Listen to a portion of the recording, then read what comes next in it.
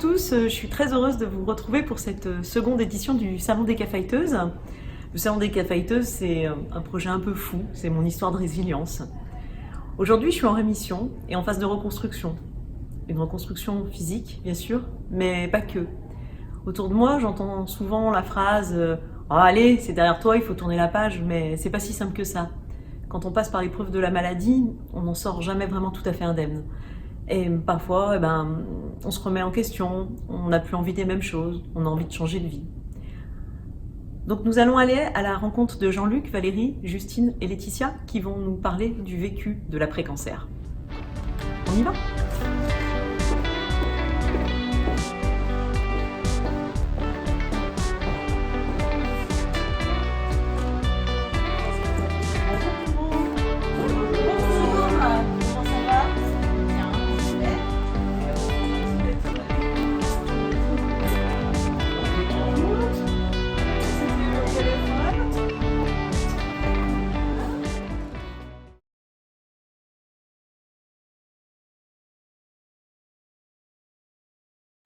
Alors je dirais que moi je peux tourner la page du livre de ma vie, mais je peux pas faire comme si ça n'avait pas existé.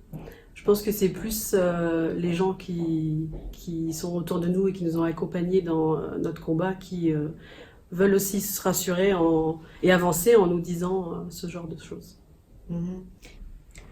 Alors tourner la page, c'est une remarque que j'ai souvent entendue. Pour moi, la vie est comme un livre, fait de chapitres. Donc c'est vrai que chaque page a son histoire. Et la maladie, ça a été un chapitre de ma vie que j'ai fermé.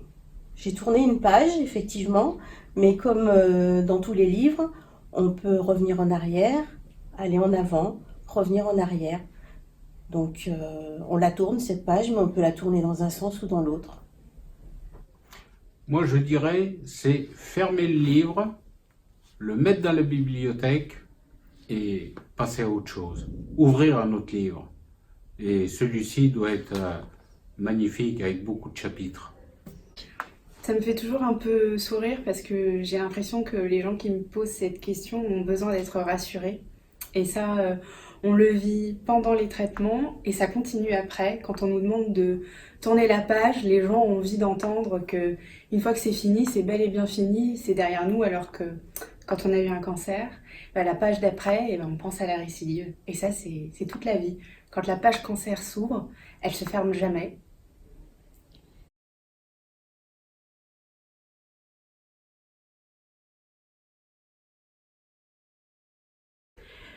Oui, alors je dirais que je suis plus positive, que j'ai le sens des priorités, que je stresse moins pour les petites choses, pour les banalités.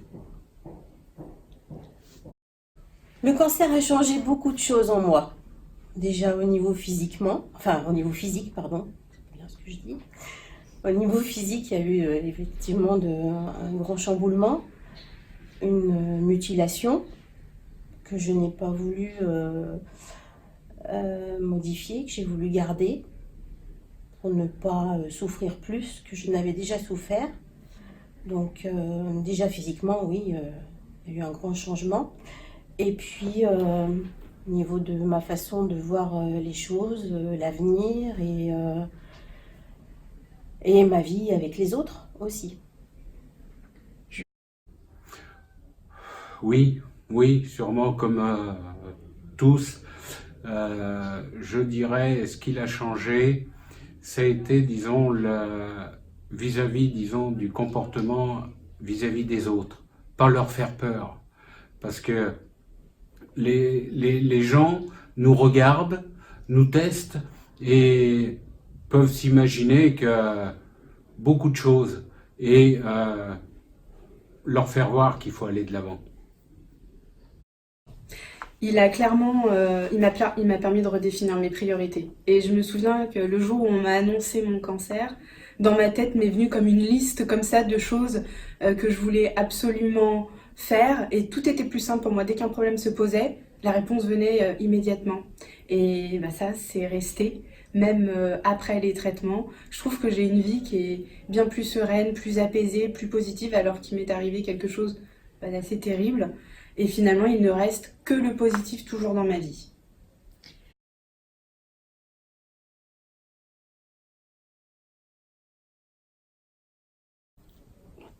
Pour mon mari, ça a fait que renforcer notre couple, encore plus. Pour les habits, non, je dirais que j'ai un peu fait du tri, que ceux qui ont voulu partir, je les ai laissés partir.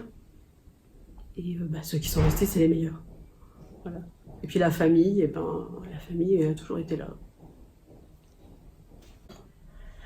Maintenant, je m'attache aux personnes qui m'offrent un lien profond. Je m'éloigne des personnes toxiques, je m'éloigne des personnes qui sont futiles, superficielles. J'aime les relations profondes et sincères. Et j'ai fait beaucoup de tri dans mon entourage suite à la maladie. Je dirais, disons, avec ma famille, il y a eu le noyau autour de moi. Ça, là-dessus, ça a été au top. Et puis, avec les amis, eh bien, je me suis aperçu que j'avais énormément d'amis, en fin de compte. Et oui, soudés, et encore depuis quelques années autour de moi, et ils ont fait partie de mes soins. Ça, j'en suis intimement convaincu. Les amis que nous avons participent au traitement. Je trouve qu'avec toutes les personnes qui m'entourent, mes amis, ma famille, mon compagnon, les relations sont plus fortes. Alors, je suis quelqu'un qui est déjà très émotif, mais je trouve que les relations que j'ai avec les personnes qui m'entourent, elles se sont renforcées. Il y a toujours de la bienveillance dans les yeux des gens. Moi, je ne vois que ça, et je trouve que c'est très très beau.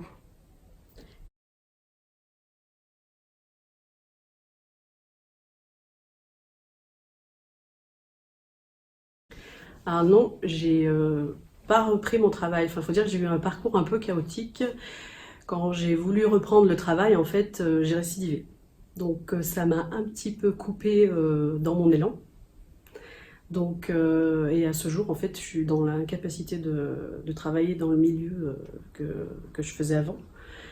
Donc, voilà. Mais c'est vrai que je remarque que c'est quelque chose de très important pour les gens, parce que c'est toujours la question qu'on me pose. Et je le vois plus du tout du même œil.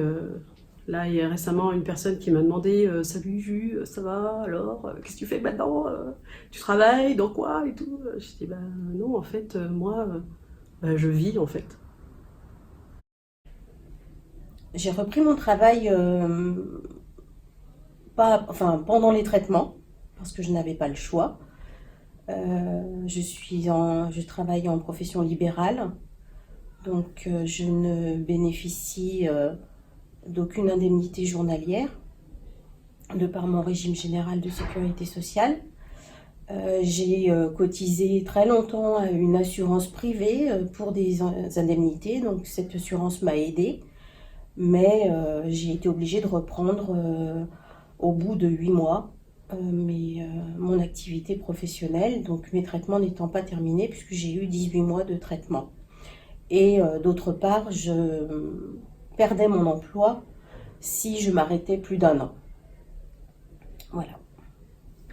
Alors, j'étais technico dans le caoutchouc chez Michelin, pour pas les citer, et si tous les employeurs pouvaient être comme cette maison, eh bien, les malades pourraient avancer dans leur traitement parce qu'il n'y aurait pas ce souci de dire est-ce que je vais perdre mon emploi. Là, il y a eu un soutien de cette maison impeccable. J'ai eu cette chance. Déjà en mon absence, le travail, mon équipe a très bien organisé mon absence. J'ai pu reprendre dans un premier temps mi-temps thérapeutique pendant 3 mois et ensuite j'ai repris à temps plein. Et ça n'a été vraiment possible que parce que j'ai été très accompagnée. Et pendant mes traitements à Bérard, et par mon encadrement, par mes collègues, ça a été extrêmement facilité. Voilà. Je peux pas dire oui, après le cancer, on reprend facilement le travail. On reprend le travail si on est bien accompagné.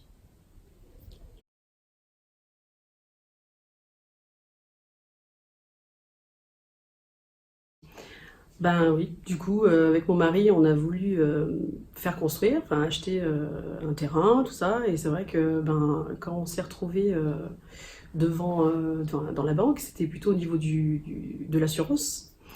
Et on n'a pas, enfin au début, ils n'ont pas voulu me prendre, enfin ils n'ont pas voulu m'assurer. Donc du coup, ils voulaient me faire passer des tests, des prises de sang et tout ça. Et en fait, c'était trop compliqué pour moi. J'ai tout stoppé. J'ai commencé à dire non, c'est bon. Du coup, aujourd'hui, je ne suis pas assurée. On a une maison et c'est tout sur la tête de mon mari. Voilà. J'ai rencontré des freins en demandant un emprunt pour racheter les parts de mon associé dans mon entreprise. Je n'étais plus assurable, donc ça m'a pénalisée, puisque j'avais une associée qui a choisi de me quitter au moment de ma maladie en me disant que elle choisissait de partir parce que personne ne rachèterait mes parts et que je serais obligée de me réassocier. Enfin bon, ça c'est une histoire personnelle. Mais au niveau bancaire, oui, j'étais inassurable. Donc il a fallu que je produise des justificatifs de biens immobiliers et assurance vie pour pouvoir prendre un emprunt. Oui, oui, parce que quand on est malade, il ne faut surtout pas avoir un grain de sable dans l'administration. Et quand il y a un grain de sable, eh bien, le résultat, c'est que vous êtes obligé de quitter votre maison. Parce que on n'est pas forcément au courant de toutes les lois qui vous protègent vis-à-vis de banques ou de sociétés qui vous prêtent de l'argent. Et là, eh bien, oui, vous quittez votre maison parce qu'on vient vous l'apprendre. Forcément, j'avais avant d'avoir mon cancer le projet d'avoir un enfant. Malheureusement, donc, j'ai eu un sarcome utérin et je ne pourrai jamais avoir d'enfant. Et forcément, je sais que aujourd'hui, ce sera un combat, ce sera une bataille d'avoir un enfant.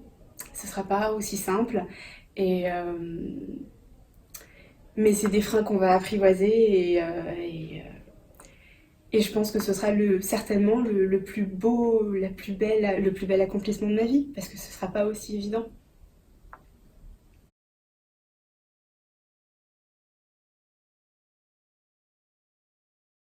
Je vais reprendre les termes de ma fille que quand elle avait 3 ans en fait. C'est le jour où je me suis rasé la tête. Elle est partie comme une balle dans sa chambre. Je me suis dit merde, ça y est, je l'ai traumatisée, mon Dieu. Et en fait, elle est revenue avec la petite couronne de princesse et elle me l'a mis. Elle m'a dit bah tiens maman. Donc je l'ai mis sur ma tête et elle m'a regardée et elle m'a dit maman, tu es mon hérose. Donc je suis une hérose.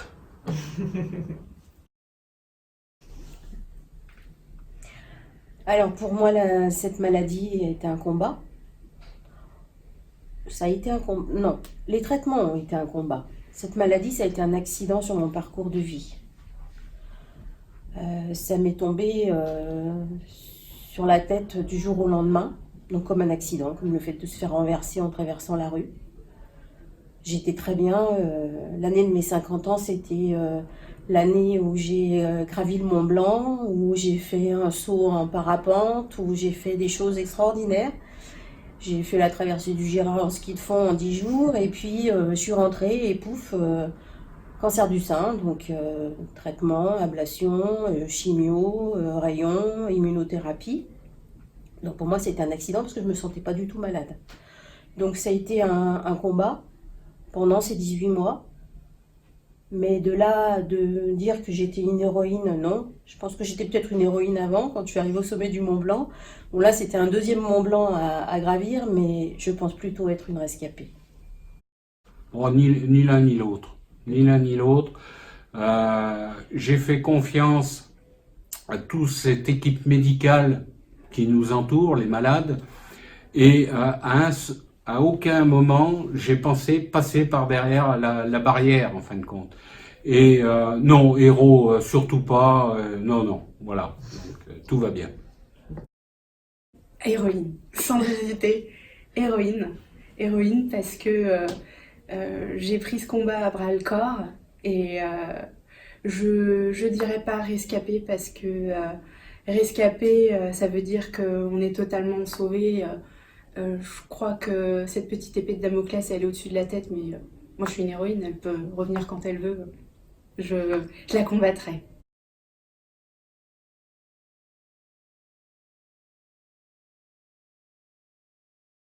Oui, c'est hashtag on n'a qu'une vie. Oui, la vie est belle. Non, pas particulièrement, non. Oui, j'en ai un. Maintenant, je me dis très fort, je suis le maître de mon âme et je suis le capitaine de mon destin. Le cancer? Et après